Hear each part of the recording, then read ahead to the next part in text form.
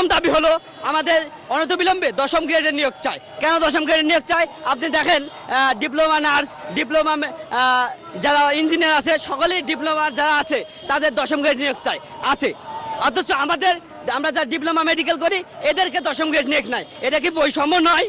2 নম্বর দাবি হলো আমাদের ইন্টার্নশিপ। আমরা 3 মাস দীর্ঘ আন্দোলন করার পরে ইন্টার্নশিপ দিয়েছে, অথচ ভাতা দেয় নাই। সকলকে যারা বলেন MBBS বলেন, BTS বলেন, আপনার নার্স বলেন, সকলেরই ভাতা আছে, অথচ আমাদের নাই। 3 নম্বর দাবি হলো এলাইট হেলথ প্রফেশনাল নামে একটা বোর্ড করা হচ্ছে, যে বোর্ডের কাজ হলো সহায়ক। যেমন সহায়ক হলো নার্স, ওয়ার্ড বয়, এরা সহায়ক, অথচ আমাদেরকে সহায়ক করার প্রস্তাব দিয়েছিল। আমরা এটা চাই না।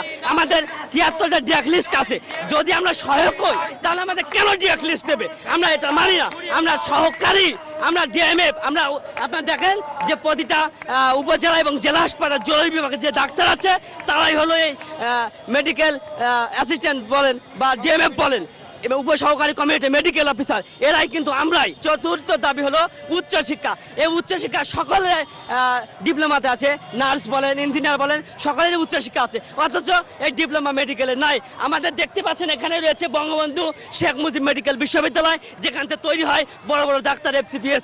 আমাদের কিন্তু তারাই শিক্ষক। আমাদের কোনো সাধারণ MBBS ডাক্তার, MBBS ডিগ্রিধারীরা আমাদের শিক্ষক না। তারা কিন্তু লক্ষ লক্ষ টাকা বেতন পায়, অথচ আমাদেরকে বেতন এর কোনো সুযোগ নাই, আমাদের কোনো চাকরি নাই। আমরা চাই আমাদের অনতিবিলম্বে আমাদের যৌক্তিক দাবিগুলো মেনে নিক। আমাদের এখানে আছে আমরা আপাতত 2000 শিক্ষার্থী। আমাদের যদি এই দাবিগুলো বাস্তবায়ন না হয়, আমরা কঠোর থেকে কঠোর কর্মসূচি ঘোষণা করবো। দরকারি বাংলাদেশে যতগুলো ম্যাচ আছে, 16টা ম্যাচ আছে, সকলে স্টুডেন্ট নিয়ে আসবো, 50,000 স্টুডেন্ট, এবং কর্মবিরতি দেবে DMF জাতি। আসলে আমরা স্টুডেন্টরা কখনোই চাই না যে বয়সে আমরা শিক্ষা প্রতিষ্ঠানে থাকার কথা, রাজপথে কখনোই এটা আমরা আসতে চাই না।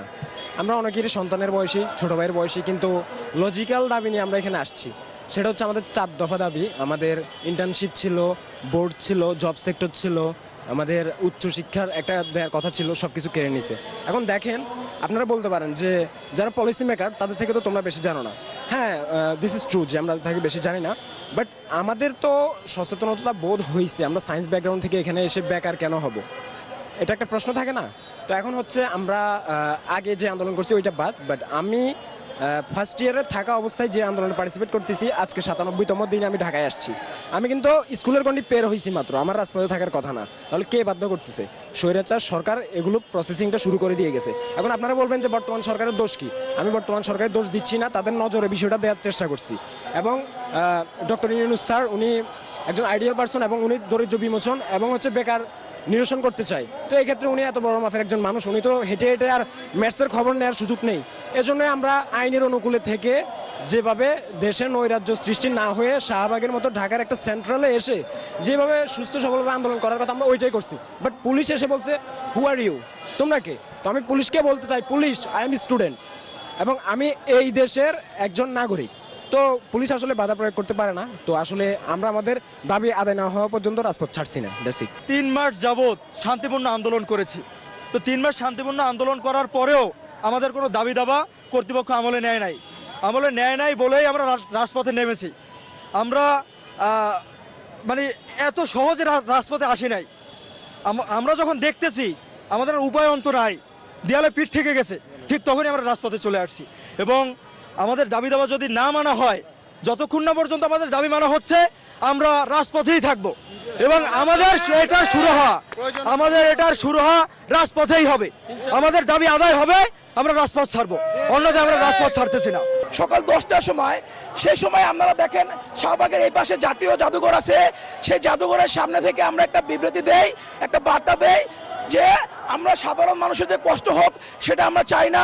আমাদের যে 4 দফা দাবিগুলো, সেই দাবিগুলোর সাথে যারা জড়িত আছে, স্বাস্থ্য শিক্ষা অধিদপ্তর, স্বাস্থ্য অধিদপ্তর, দ্য স্টেট মেডিকেল ফ্যাকাল্টি, তারা যে উপরমহলের লোকগুলো আছে, তারা যদি আমাদের সাথে একটু কথা বলতো, তাহলে আমরা এই অবরোধটা করতাম না।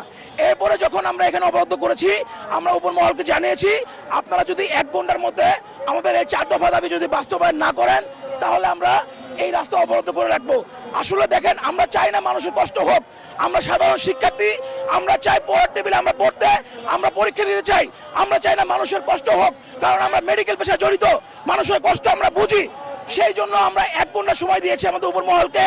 এই 1 ঘন্টার মধ্যে যদি তারা আমাদেরকে যদি আমাদেরকে কোনো বাস্তবায়ন বা উন্নয়নমূলক কোনো কথা না বলে, তাহলে আমরা সারা বাংলাদেশের সরকারি বেসরকারি সাধারণ শিক্ষার্থী, ইন্টার্ন, বেকার এবং যারা পেশাজীবী আছে তাদের সবাইকে নিয়ে আমরা ঢাকা টু লং মার্চের আবেদন দিব। সেটা হলো আমাদের সচিবালয় কেন্দ্রিক আমরা লং মার্চের আবেদন দিব।